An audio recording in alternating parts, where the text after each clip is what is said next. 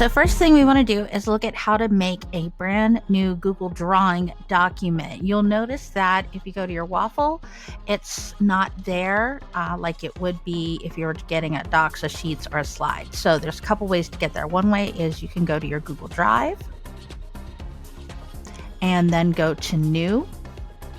And if you scroll down to More, you can get to a new Google Drawing. Another way is to just use the shortcut drawing.new, and that'll open a new blank drawing document. Let's do a quick tour of the toolbar and the pull down menus. A lot of them you'll see are similar to Google Slides and Google Docs, like insert, image, text box, shape, very similar to the other programs that you might have used before. Let's take a closer look at some of the shapes. If you can see, it's just like Google Slides, and you can pick any kind of shape that you want. Same thing with arrows, callouts, equations. You can do a text box. Although you don't have to use a text box to write text, you can write text in any shape just by starting to write inside that box. And the other tools that you might find really useful are the different line tools. You can do lines, arrows, and things like that. You can adjust the lines with the line weight, with the line color. Same thing with the box.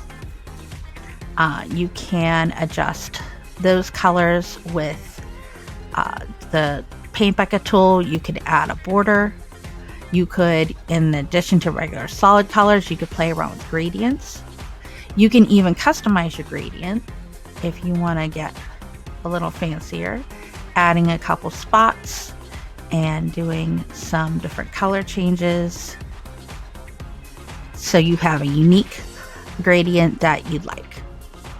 One of the I think most interesting tools you can try in Google Drawing is the Scribble tool. And if you choose the Scribble tool, it allows you to actually free draw on Google Drawing. And then just like a line, you can change the thickness and you can change the color. So one of the things you'll definitely need to be able to do is delete objects, whether it's an image or a shape or a line, and all you have to do that is click on it and then hit your backspace or delete button. Okay, so let's look at background. A couple different ways you can use background here on Google Drawing. One of the ways is to right click on your main page here on your canvas and then go to background, and here you can choose a solid colored background, or just like we looked at with shapes, you could play around with preset or custom gradients. If you have an image you want to make into a background, you're going to do it a little bit differently. You're going to go into insert image, or you could use the insert image icon, find your image. So if I'm going to search, let's say I just wanted a forest for my background. Choose the image you want to use. And then you're going to resize that image so that it fills up the space of your canvas. Now keep in mind you can adjust the canvas by selecting the canvas so you're not in an object, and then going down here and using that to resize. You have this image the same size as your canvas, you just want to make sure it's the back layer. So right now when I go to arrange order, I don't have to do that because I don't have anything else on my page. But let's say I had some kind of a shape, okay, and now I'm going to put the image in. And if I want that image to go to the background, I just go to arrange order and send to back. And so now that image becomes my background.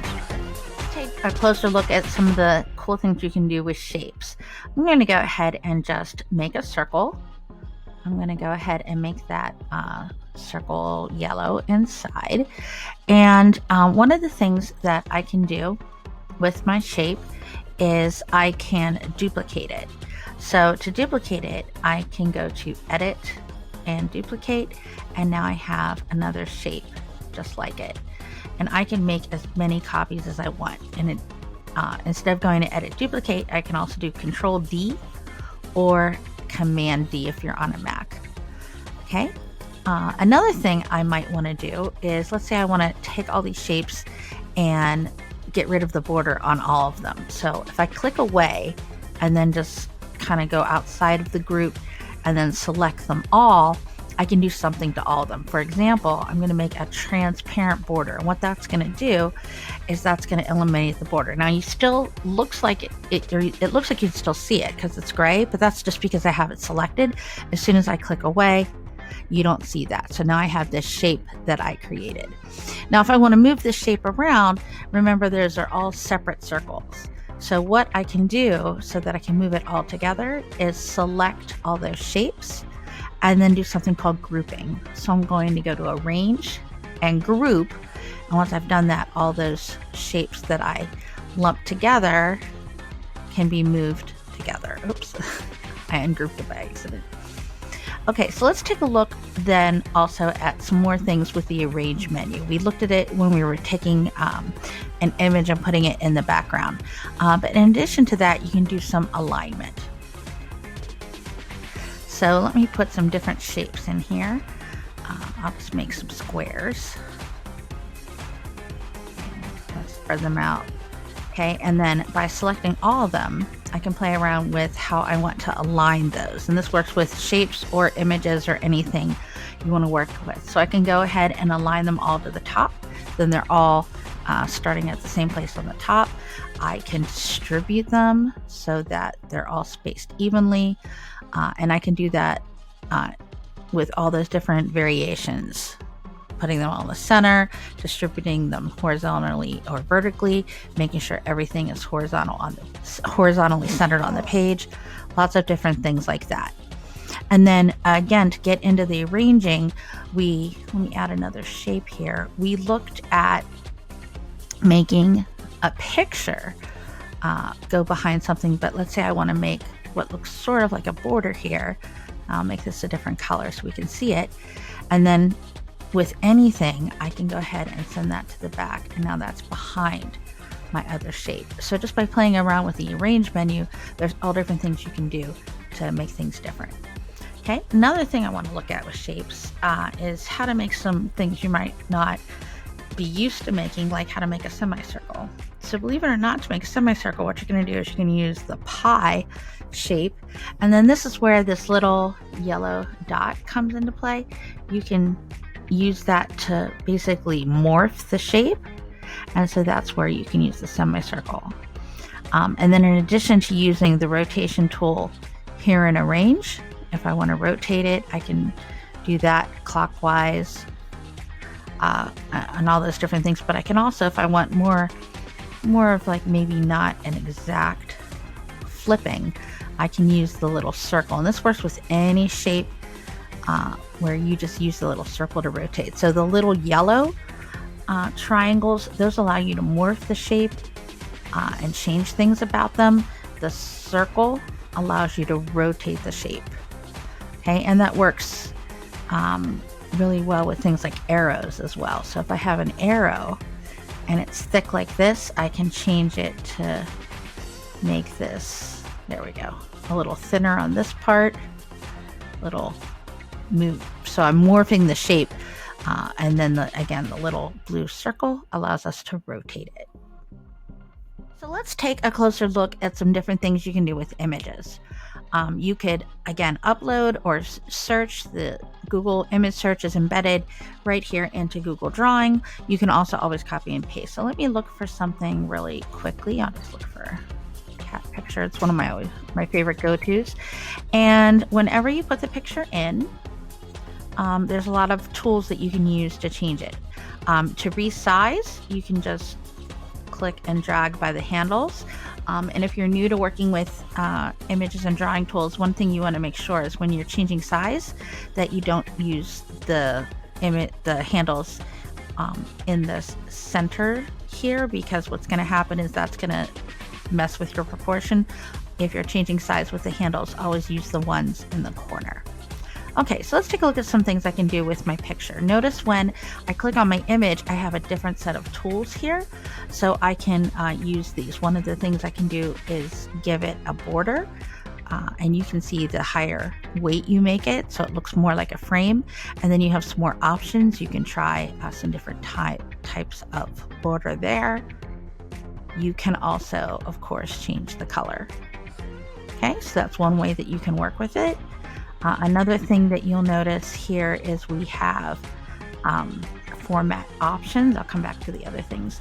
And this is another way to work with the size. So if you have a specific size you already know that you need, you could do some rotations. You can flip the image.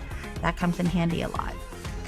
One of the things you can just go ahead and play around with these, but I want to show you guys is this recolor, which is really cool to add different effects, like if you want a sepia tone or make it look at grayscale, depending on what kind of project you're working on. And then of course, when you select it, you can also do cropping. And one of the things that I find really interesting is if you click the arrow next to the crop, you can actually crop it to a shape. So let's say I want to put this in a circle. So that's really cool. It gives you a lot of different ways that you can use your pictures. So a few more quick things working with shapes and other objects is you have a lot of opportunities if you right click on an object. And one of the things I use this a lot for, you'll see some of the things we looked at before, rotating, center on page. You can turn a shape into a link. But just be aware of that's not going to work if you download it as an image file. But one of the things I use it for a lot is if I want to change the shape. So right now I have a circle shape, and if I decide I want to have it be around a rectangle, I can take something. So if I've already gotten the color I want, or maybe put some text in, but I change my mind on the shape, it's really easy just to go ahead and get something different. So let's look at some download options. Once you finish and you have your project the way you want it, you can go to File and you can download it, and depending on what you want. But one of the things I use an awful lot is downloading it as a PNG, because that way you can have just the shape of the design you wanted, and the rest will be transparent. So let's take a look at how that'll work.